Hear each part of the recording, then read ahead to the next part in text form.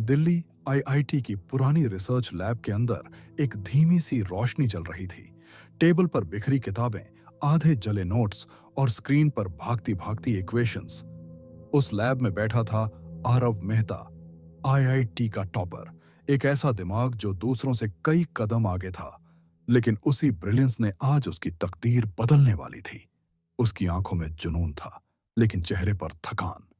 अगर ये कैलकुलेशन सही निकली तो पूरी दुनिया की एनर्जी क्राइसिस खत्म हो जाएगी। उसने आखिरी बार अपने नोट्स देखे, मशीन चालू की, और तभी हुआ वो जो किसी ने सोचा भी नहीं था। एक तेज धमाका। नीली चमक ने पूरी लैब को निगल लिया। आरव की चीख तक बाहर नहीं पहुंच पाई। जब उसने दोबारा आंखें खोलीं, तो उसके सामने थी एक दूसरी दुनिया। आसमान में तैरते नीले पत्थर, हवा में गूंजते अनजाने मंत्र, पर्वतों के ऊपर उड़ते दैत्याकार जीव। आरव हक्का बक्का खड़ा रह गया। यह कहाँ हूं मैं? और तभी उसके कानों में गूंजी एक ठंडी यांत्रिक आवाज। Beast origin system activated. वह जम गया। उसके सामने स्क्रीन जैसा ट्रांसलूसेंट पैनल तैर रहा था। पैनल पर लिखा था, मिशन सर्वाइव एथरिया। तभी पीछे से झाड़ियों की सरसराहट की आवाज आने लगती है। उसने पीछे मुड़कर देखा। झाड़ियों से लाल आंखों वाला एक प्राणी धीरे धीरे उसकी ओर बढ़ रहा था। आरव का दिल तेजी से धड़कने लगा। वह अब समझ गया था, यह कोई सपना नहीं था। यह नई दुनिया इथीरिया थी, जहां आध्यात्मिक ऊर्जा से बीस्ट को काबू किया जाता है और जादू असली है। और उसके हाथों में था बीस्ट ओरिजिन सिस्टम, एक शक्ति जो उसे हर दैत्य, हर राक्षस और हर रहस्य से जोड़ सकती थी। लेकिन एक सवाल अब भी उसके जहन में गूंज रहा था। मैं यहां क्यों आया हूं? क्या मेरी मौत सिर्फ एक हादसा थी, या इसके पीछे कुछ और था? एपिसोड एक। झाड़ियों से आती गुर्राहट तेज होती जा रही थी। आरव ने देखा, लाल आंखों वाला प्राणी धीरे धीरे करीब आ रहा था। उसका शरीर किसी भेड़िए जैसा था, लेकिन उसके दांत चमकते नीले थे, जैसे किसी धातु से बने हों। उसके कदमों के नीचे जमीन पर नीली चमक उठ रही थी। आरव के पैरों में डर से जान ही नहीं थी। ये कोई जानवर नहीं, ये तो कुछ और है। उसी वक्त पैनल फिर से चमका। बीस्ट डिटेक्टेड, बंड ऑप्शन अवेलेबल।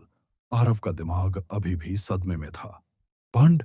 मतलब इस प्राणी से जुड़ सकता हूं? लेकिन जानवर अब सिर्फ 5 कदम दूर था। उसकी गुर्राहट अब कांपते दिल को चीर रही थी। System suggestion, host life at risk, bond immediately. Aarav ने घबराकर हाथ बढ़ाया। उसी पल नीली रोशनी उसके सीने से निकलकर उस दैत्याकार भेड़िए की आंखों में समा गई। जानवर झटके से रुक गया। उसकी लाल आंखें धीरे धीरे काली होने लगीं, जैसे किसी ने उसके गुस्से को बांध दिया हो। पैनल पर शब्द उभरे, bond successful, beast origin obtained, shadow wolf.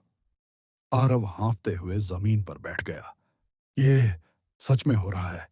मैंने इसे काबू कर लिया। भेड़िया अब उसके सामने झुक गया, जैसे उसे मालिक मान रहा हो। आरव की आंखों में अचरज और डर दोनों थे। अगर यह सिस्टम मुझे किसी भी बीस्ट से जोड़ सकता है, तो ये कितनी ताकत होगी। लेकिन पैनल यही नहीं रुका। न्यू मिशन अनलॉक, निकटतम ह्यूमन सेटलमेंट तक पहुंचे।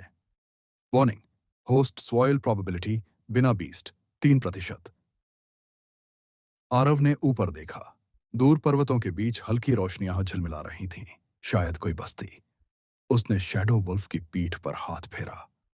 भेड़िया उसकी ओर ऐसे देख रहा था मानो कह रहा हो, मैं रास्ता जानता हूं।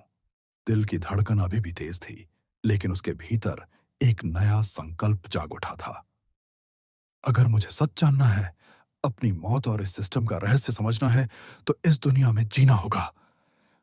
नीला आसमान, तैरते पत्थर और हवा में बहती आध्यात्मिक ऊर्जा उसे घूर रही थी। आरव ने गहरी सांस ली और शैडो वुल्फ के पीछे कदम बढ़ा दिए।